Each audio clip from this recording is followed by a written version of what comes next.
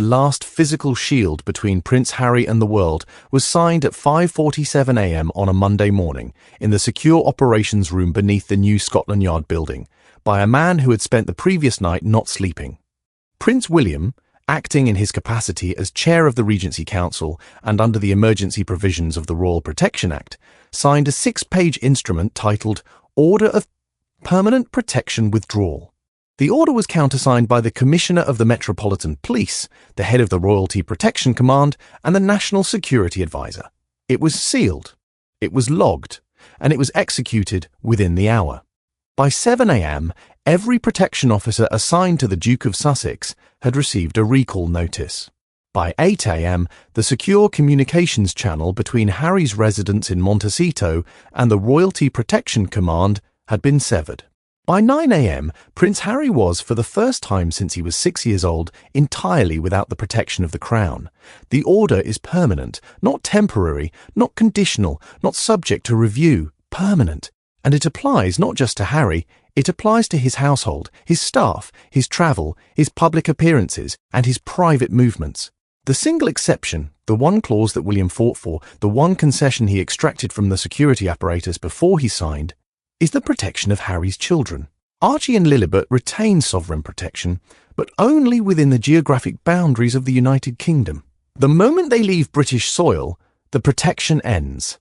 The moment they return, it resumes. This is the geometry of the order, and it is the cruelest part, because it means Harry's children are safe in the country their father left, and vulnerable in the country he chose. Before we reconstruct the security incident that triggered this emergency order, before we reveal the classified threat assessment that identified the source of the danger, and before we walk through the final conversation between William and Harry, the conversation in which one brother told the other that the Crown would no longer keep him alive, make sure to hit subscribe to Crown Watch and turn on the notification bell, because this story is not about punishment. It is about the hardest line an institution can draw, the line between the people it exists to protect and the people who have chosen to protect themselves. And it is about a future king who drew that line knowing, absolutely, that drawing it would make his brother's world more dangerous, and drew it anyway. Let's begin with the incident, because the incident is where the order started, and understanding the incident is essential to understanding why the order was necessary. On a Wednesday evening in early October, Prince Harry attended a private fundraising dinner in London. The event was hosted by a charitable foundation he supports, held at a venue in Mayfair, attended by approximately 80 guests. Harry arrived at 7:30 p.m. with a standard protection detail. 2 officers from the Royalty Protection Command, a close protection team of 4, and a secure vehicle. The event was low profile, no press, no public announcement, a quiet evening of speeches and donations. At 9:14 p.m. during the main course, the venue security team received a report from a member of the catering staff. A guest at a nearby table had been observed taking photographs of Harry's protection detail. Not of Harry, of the officers, specifically of their positioning, their equipment, and the layout of the secure exit route. The catering staff member flagged the behaviour to the venue's security lead, who flagged it to the Royalty Protection Command officer on duty. The officer approached the guest. The guest identified himself as a journalist.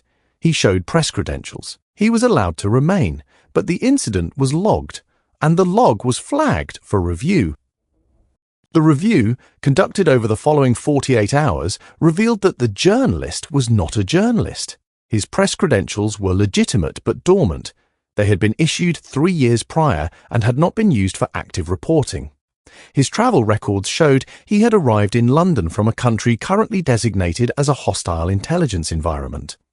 His phone records, obtained through a lawful intercept authorised by the National Crime Agency, showed contact with 2 individuals associated with a private security firm that has been linked, in classified assessments, to state-linked commercial interests.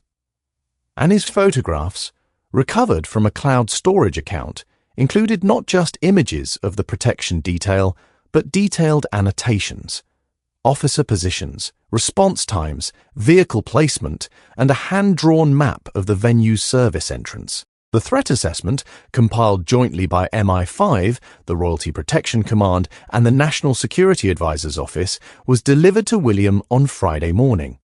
It was classified at the highest level.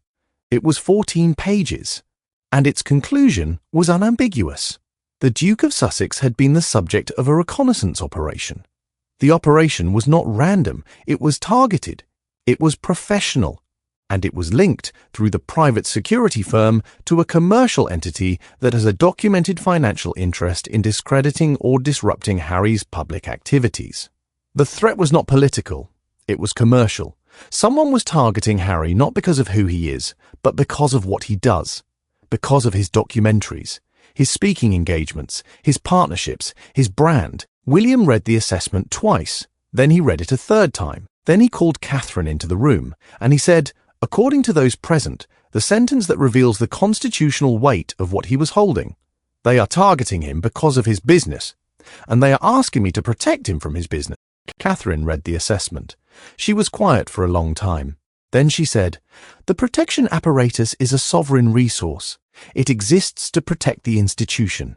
If we deploy it to manage threats generated by a commercial enterprise, we are subsidizing that enterprise with sovereign security, and that is not what it is for. William said, I know. Catherine said, and if we do not deploy it, he is vulnerable. William said, I know that too. The dilemma was not hypothetical, it was immediate. The reconnaissance operation was active, the threat was ongoing. Harry was in London. He had 3 more public engagements scheduled over the following week. And the Royalty Protection Command, under existing protocol, was obligated to provide security for any member of the royal family who faces a credible threat. Harry was a member of the royal family. The threat was credible. The protection was owed.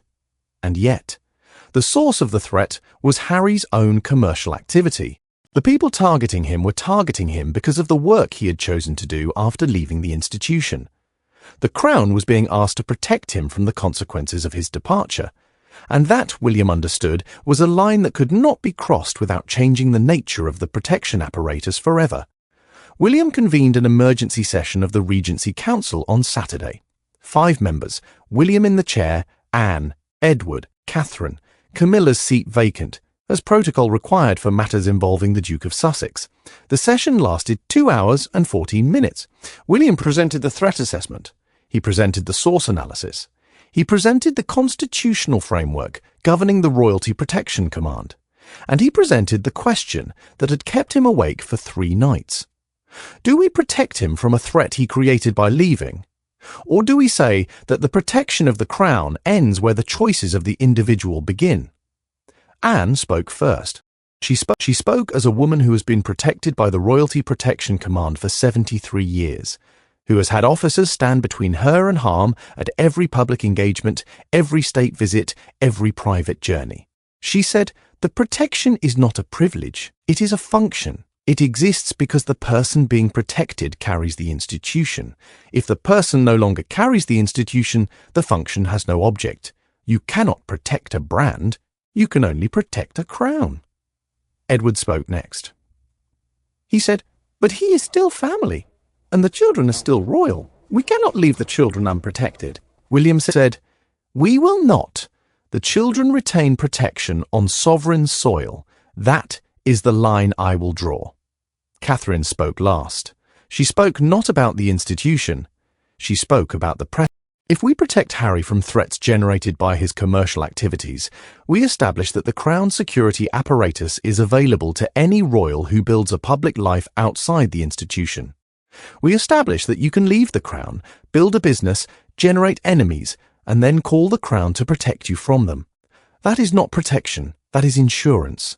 And the Crown is not an insurer. If Harry has chosen a life that generates threats, he must choose a security apparatus to manage them. The Crown will protect his children. It will not protect his brand. The vote was taken 4-0. 1 seat vacant. The emergency order was authorised. William signed the authorisation at 11:47 am. The operational order was drafted by the Royalty Protection Command over the following 6 hours. It specified the scope of the withdrawal, it specified the timeline, it specified the exception for the children, and it specified the permanence. No review, no appeal, no sunset clause. The protection was withdrawn forever. And at 5:47 am on Monday, William signed the final instrument, and at 7 am, the recall notices went out. And the officers who had guarded Prince Harry since he was 6 years old began the process of standing down.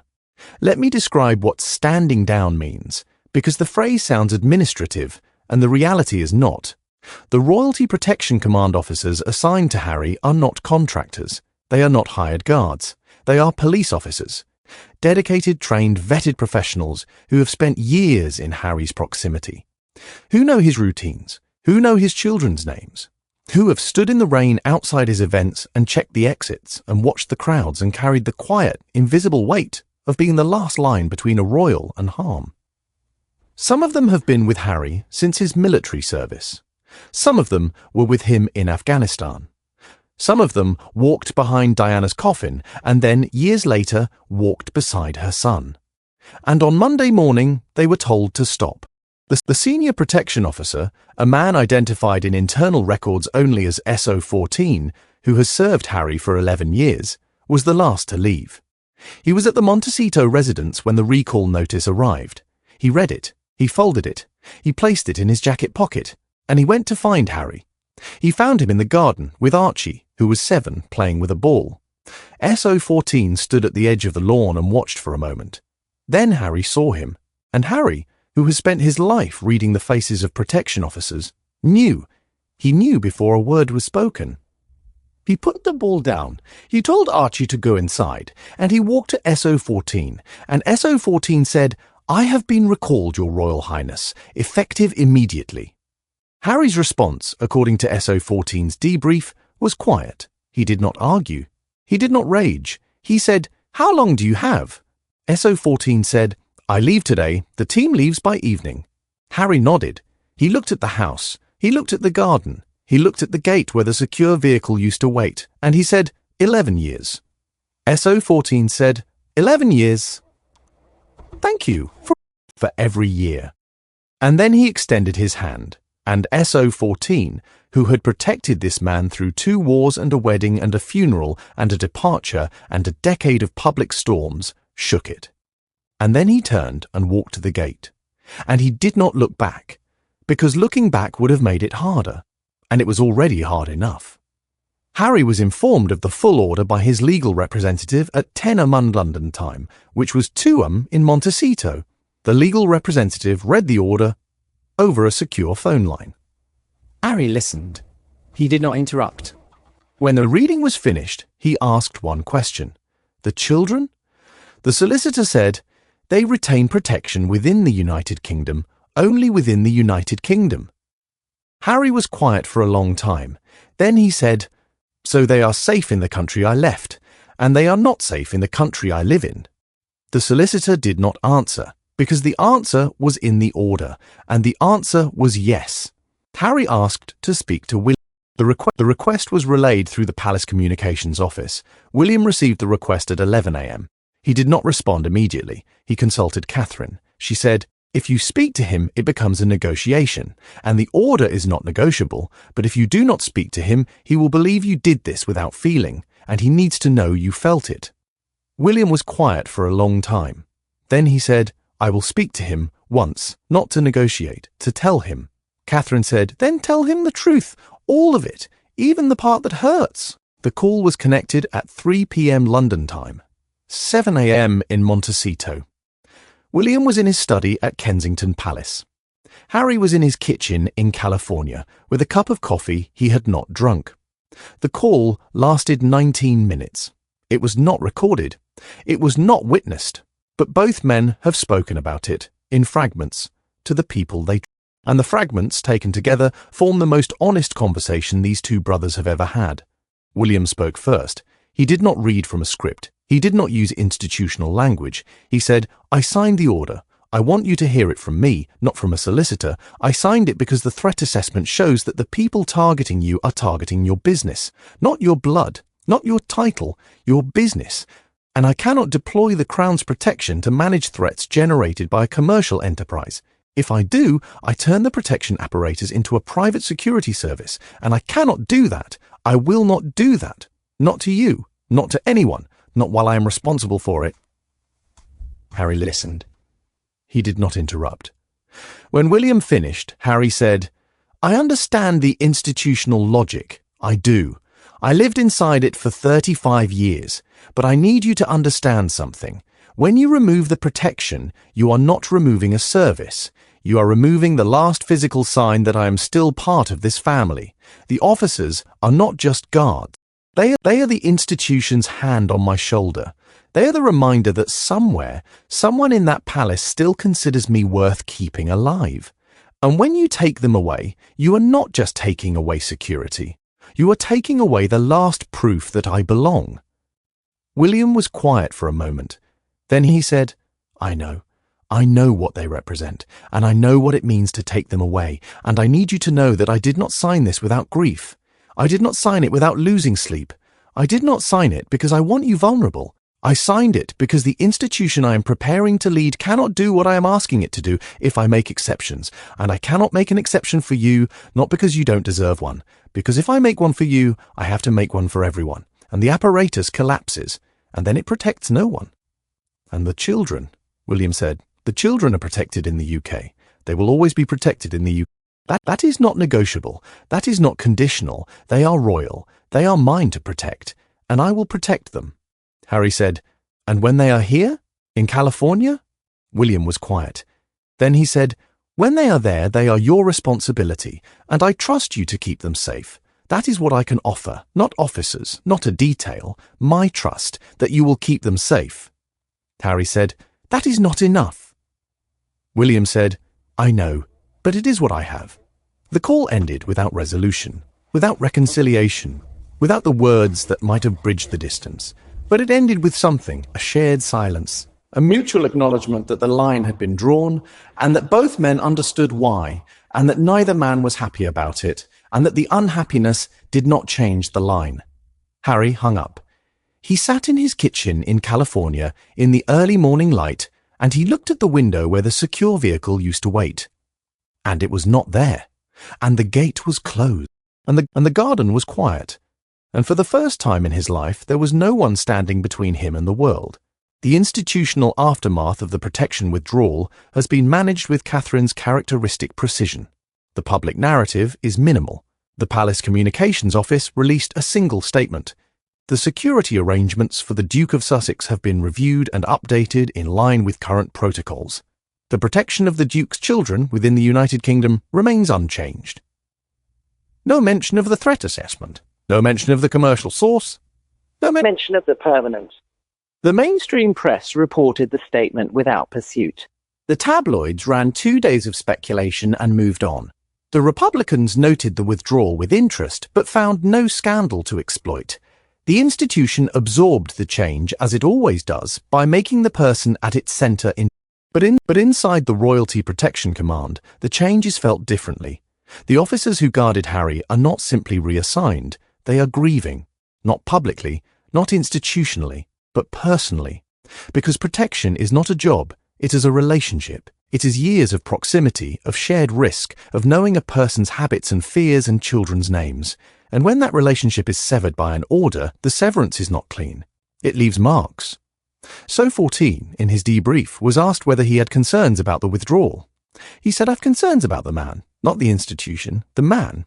He is a good man, and he is now without a shield. And I was his shield, and I have been recalled. And I do not know who will stand there now. The debrief officer recorded the statement, filed it, and moved on. Because the institution does not grieve, it reassigns. Harry's security arrangements in the post-withdrawal period have been constructed privately. His team has contracted a private security firm. The firm is professional. It is it is experienced, but it is not the Royalty Protection Command. It does not have the institutional knowledge. It does not have the decades of relationship. It does not have the quiet, invisible presence of officers who have walked beside Harry since he was a boy. The private firm provides protection, but it does not provide belonging.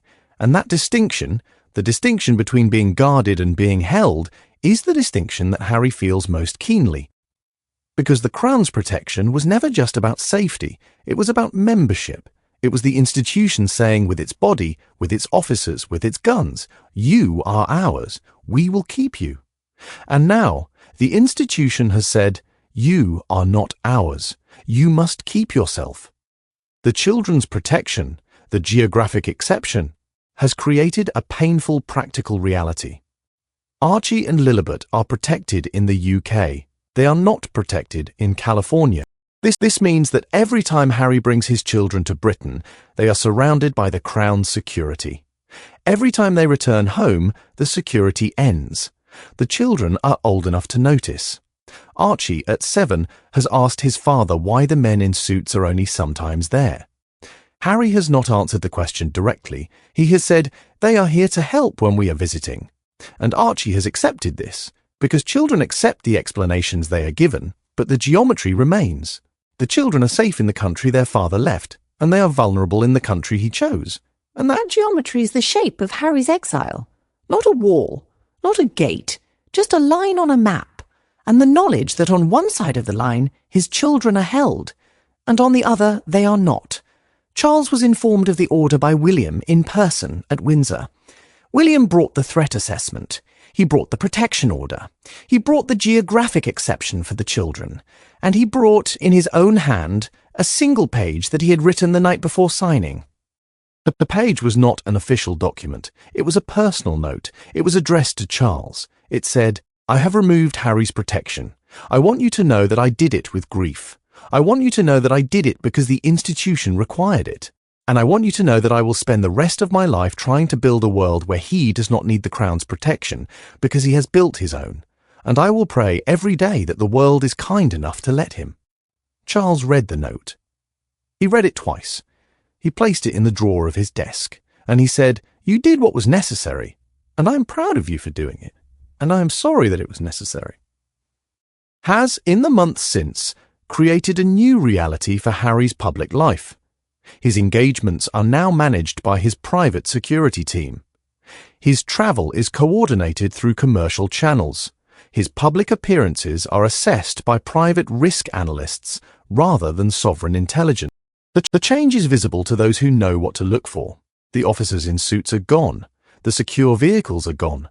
The quiet, invisible architecture of royal protection has been replaced by the visible, professional architecture of private security. And Harry moves through the world differently now. Not less safely, but differently. Because he is no longer carried by the institution. He is carrying himself. And the weight of that carrying is his alone. Catherine's role in the aftermath has been, as always, both strategic and human. She has not spoken publicly about the withdrawal. She has not issued a statement. But she has done one thing that no one outside the palace will ever know. She has arranged, through the Lord Chamberlain's office, for a private channel to remain open between the Royalty Protection Command and Harry's private security team. The channel is not operational.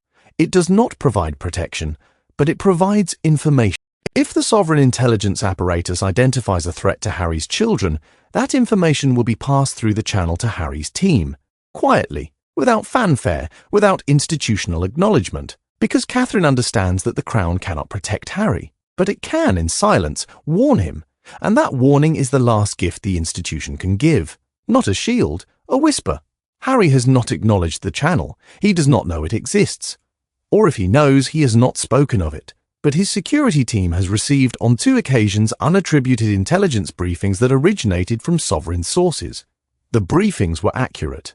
They were actionable, they were delivered without attribution and without expectation of response. And Harry's team used them. Because that is what you do with accurate intelligence. You use it, and you do not ask where it came from, because asking would require an answer, and an answer would require a relationship. And the relationship is not there. Not yet. Maybe not ever. But the intelligence flows, quietly, through a channel that Catherine built, because she understands that the line between the institution and the individual can be drawn, but it does not have to be a wall, it can be a door. And a door can be opened, just a crack, just enough to let a warning through. What does this story tell us about the monarchy? It tells us that the Crown's protection is not a right, it is a function. And the function has an object. The object is the institution.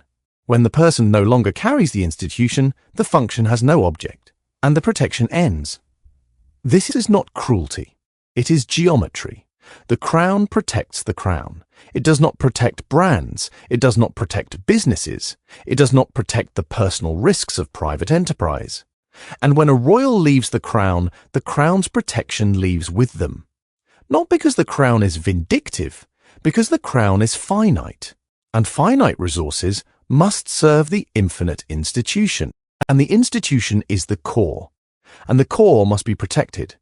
Even when protecting it means withdrawing the shield from the person you love. It tells us that protection is not just security, it is belonging. The officers who guarded Harry were not just guards. They were the institution's physical presence in his life. They were the reminder that he was still, somewhere, still a royal. Still held, still kept. And when they were withdrawn, the withdrawal was not just a security change, it was a severance. The last physical thread connecting Harry to the crown was cut. Because you cannot sever a thread without the person on the other end feeling the snap.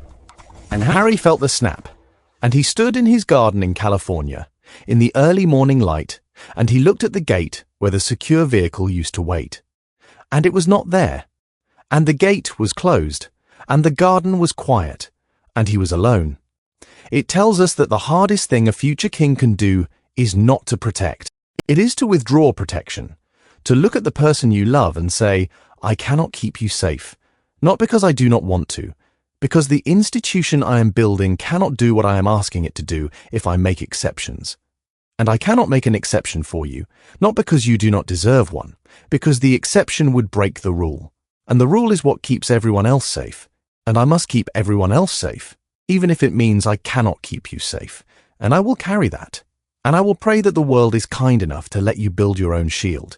And I will grieve in private for the shield I could not give you. And it tells us that the line between the institution and the individual is not a wall, it is a door. And a door can be opened, just a crack, just enough to let a warning through. Catherine built that door. She built it quietly, without fanfare, without institutional acknowledgement. She built it because she understands that the crown's duty is not only to protect the core, it is also to warn the periphery, to whisper when the whisper can save a child, to pass the intelligence when the intelligence can prevent harm, and to do so without claiming credit, without demanding gratitude, without reopening the relationship. Just the whisper, just the warning, just the quiet, invisible act of a woman who understands that the institution's hardest duty is not to protect, it is to let go, and to let go well. Harry's future, post-withdrawal, is his own. Not the institution's, not the crown's. He will build his security. He will manage his risks. He will protect his children with the resources he has chosen and the life he has built. And he will do so without the crown's hand on his shoulder, without the officers in suits, without the secure vehicles, without the quiet, invisible architecture of royal protection. He will do it alone. Or rather, he will do it with the people he has chosen, his wife, his team, his own shield, and that shield will be his, not the crown's. And that is the freedom he chose, and the cost he pays, and the geometry of his life. The children will grow up knowing both worlds. They will know the UK, where they are protected, where the officers are there, where the gate opens and the secure vehicle waits. And they will know California, where they are not, where the gate is closed and the garden is quiet and the protection ends at the border. They will learn, as children do, that safety is not universal, that it has a geography, that it has a line, and that on one side of the line they are held, and on the other they are their fathers, and their father's love is enough, because it has to be, because the crown's protection ends at the border, and a father's love does not. William will carry this order for the rest of his life, not as a regret, as a responsibility. He signed it because it was necessary. He will not unsign it. He will not review it. He will not soften it. Because the line he drew is the line the institution requires, and he will defend the line, even when it hurts, even when his brother stands on the other side of it, even when the gate is closed and the garden is quiet and the secure vehicle is not there. He will defend the line, because the line is what keeps the core safe, and the core is the future, and the future is his to protect, even when protecting it means withdrawing the shield from the person he loves. What do you think? Was William right to strip Harry's protection permanently, or should the Crown have maintained a minimal security presence regardless of Harry's commercial activities? Is the geographic exception for the children fair, or does it create an unacceptable vulnerability? Should Harry have been given a transition period, a gradual reduction rather than an immediate withdrawal? And should the private intelligence channel that Catherine built be made permanent, or does it blur the line the order was designed to draw? Tell us in the comments below. We read every one, and this story, more than any we have covered, deserves the community's judgment. If you want to stay ahead of the royal stories the mainstream media will not touch, make sure you are subscribed to Crown Watch. Turn on the notification bell. Share this with someone who understands that the hardest thing a crown can do is not to protect. It is to withdraw protection. To take away the shield and say, the world is yours now. Keep yourself. Because in the House of Windsor, the Crown's protection is not a right, it is a function.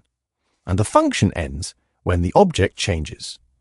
And when the object changes, the person stands alone, and the gate closes, and the garden is quiet, and the secure vehicle is not there. Stay curious, stay informed, stay questioning. And remember, every protection order has a recall notice, and every recall notice has a reason, and every reason has a cost. Until next time, keep your eyes on the gates, and your hearts open to the ones who stand alone. Goodbye.